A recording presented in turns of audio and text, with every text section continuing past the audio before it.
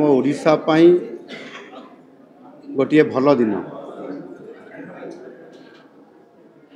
लाखपति दीदी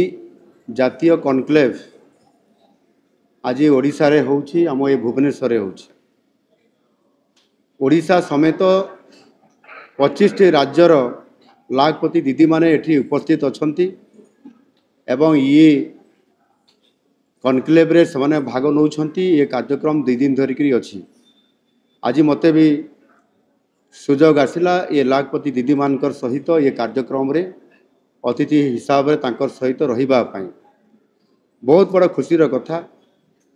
जे आम ओडिशा मध्य महिला सशक्तिकरण ये कार्यक्रम रे दी पाद आग को जाई आज लाखपति दीदी बनैबारे आम ओडिशा भारत वर्ष रे प्रथम स्थान अधिकार करिछि। जो आमको टार्गेट दिया जाइथिला 16 लाख लाखपति दीदी करिबा पाई एवं आमर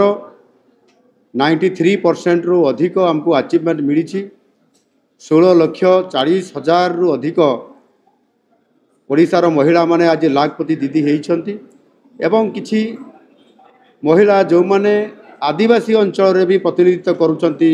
कोरापुट, कलाहांडी, नवरंगपुर ए अंचल महिला माने मध्य ये लाखपति दीदी हेबारे 100% सामने रिजल्ट करिछंती। आउ जेते बेले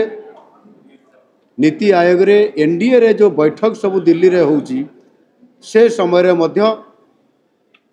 ओडिशार जो महिला सशक्तिकरण सुभद्रा योजना ता सहित ये जो लाखपति दीदी रो कथा एवं आमे जो 2036 पाई एवं 2047 पाई विजन डॉक्यूमेंट प्रस्तुत करूछु। समृद्ध ओडिशा एवं विकसित ओडिशा पाई आमे प्रस्तुत होउछु विकसित भारत पाई। से अवसर रे आमर जो विजन डॉक्यूमेंट एवं आमर जो प्रस्ताव आमे जो केंद्र पाखरे रखिलु सेथिरे माननीय प्रधानमंत्री जी याको समर्थन देइछंती जे विकसित भारत बनैबारे 2टी सोपान रे ओडिशा जाउछि। प्रथम सोपान होउछि आज ठारू 2036 मसीहा पर्यंत समृद्ध ओडिशा तथा विकसित ओडिशा करिबा पाई 2036 रे ओडिशा केमिति हेबो एवं गोटे सोपान परे आ गुटे सोपान को 2047 रे विकसित भारत ए आधार रे योजना करले विकसित भारत करिबा पाई बहुत आसान हेबो, सफल हेबो बोली याको उदाहरण देकरी ओडिशा को उदाहरण देकरी मध्य से महाराष्ट्र एवं गुजरात से आधार रे ताकू भी करिया पाई सेठी से आलोचना रे कथा रखिथिले।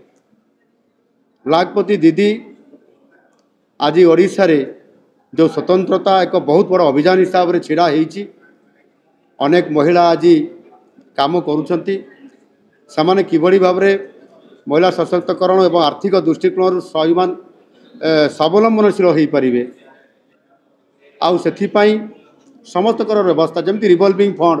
30,000 कर दिया गला। 15,000 टका थिला 30,000 करी गला। सीआईएफ जोटा आपनकर कम्युनिटी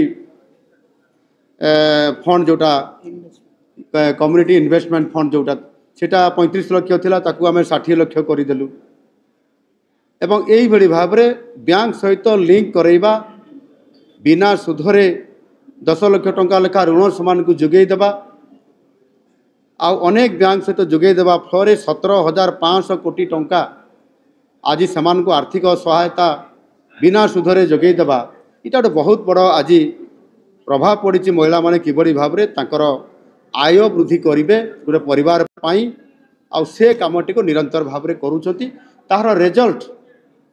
रिजल्ट आज हमको मिलिला महिला सशक्तिकरण रे एवं सुभद्रा योजना रे जो आमे ताको वार्षिक 2टी इंस्टॉलमेंट रे जो 10,000 टंका देलु यह को समाने इन्वेस्टमेंट करले 90% महिला इन्वेस्टमेंट करिछंती। जहाँ पा आम पाखे खबर अछि तार प्रभाव लाखपति दीदी हेबारे एवं लाखपति दीदी हेबारे भारत वर्ष रे ओडिशा प्रथम हेबा ये निश्चित भाव रे आज सूचौछि जे आम सरकार बड़ सफलता महिला माने आज काम करुछंती एवं अर्थनैतिक दृष्टिकोण स्वावलंबन हेबा पई जाउछंती आज से जो सर्वभारतीय जो लाखपति दीदी जातीय स्तर कनक्लेव आज ये होउची यार बहुत बड़ा प्रभाव एवं 24 राज्यर महिला माने ओडिशा को आज मॉडल हिसाब से देखुंट एवं एटी कनक्लेव अनेक कथा ये शिखापी जाऊँच जानापी जाऊँच ज्ञान प्राप्त होगापी जाऊँच आगामी दिन में ओडिशा आउ दी पद आगू को जावाई लाखपति दीदी रू आज अनेक दीदी आसी से लाखपति दीदी होकर रही ना से 6 लक्षपति दीदी हो जाइछन्ति अर्थात वार्षिक आय 6 माने लाभ 6 लाख रु अधिक होउची आ से दृष्टिकोण आहरी आगू को जावाई पड़ो निश्चित भाव में नुआ सरकार आसिला परे जो आज पदक्षेप नौछन्ति ताहा आगामी दिन में आर्थिक दृष्टिकोण सामाजिक दृष्टिकोण एवं महिला मान सशक्तकरण करने दृष्टिकोण निश्चित भाव में ओडिशा भारत वर्ष में एक ऐतिहासिक रिजल्ट करने सहित उदाहरण हो पार आ से कथा को लेकर आम सरकार निरंतर भाव में काम कर मु तो भावुची से जो महिला माने आज लाखपति दीदी हिसाब से सामने काम करुँच से केवल गोटे इच्छा नहीं बा गोटे लक्ष्य नुह कि से खाली अर्थ रोजगार करेंगे से केमती स्वावलंबनशील हवा सहित सामाजिक दृष्टिकोण राजनीतिक दृष्टिकोण एवं अर्थनैतिक दृष्टिकोण से किभली भाव सशक्त हेबे एवं जिते बेले आमर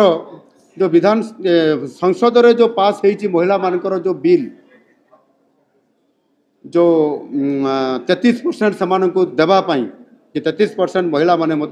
सांसद एवं विधायिका हिसाब से प्रतिनिधित्व करेंगे आज जो मैंने काम करुँच लाखपति दीदी हिसाब से से एजुकेटेड अच्छा सामाजिक दृष्टिकोण राजनीतिक दृष्टिकोण अर्थनैतिक दृष्टिकोण से जो संबलम्बन होते बेलू राजनैतिक दल माने सेमानंकु निज दल को दल तरफ टिकेट देवाई ये परिस्थिति आसीपे एमक ये संभावना थिबा को देखिक निश्चित भाव में से आम राज्यपाई आम अंचल आम परिवार पाई निश्चित भाव में से बहुत बड़ आसेट होकर होती केवल ये अधिकार अच्छी 50% महिला अच्छा आउ से काम कर प्रतिनिधित्व बहुत बढ़िया दरकार एवं से प्रतिनिधित्व बढ़िले निश्चित भाव में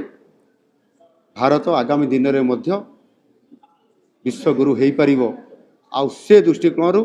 प्रधानमंत्री जी जो पदक्षेप नौकरी ताहा निश्चित भाव में तार प्रतिफलित होउची एवं आगामी दिन में रिजल्ट सब जो आसूची निश्चित भाव में भारत विश्व गुरु हो पार।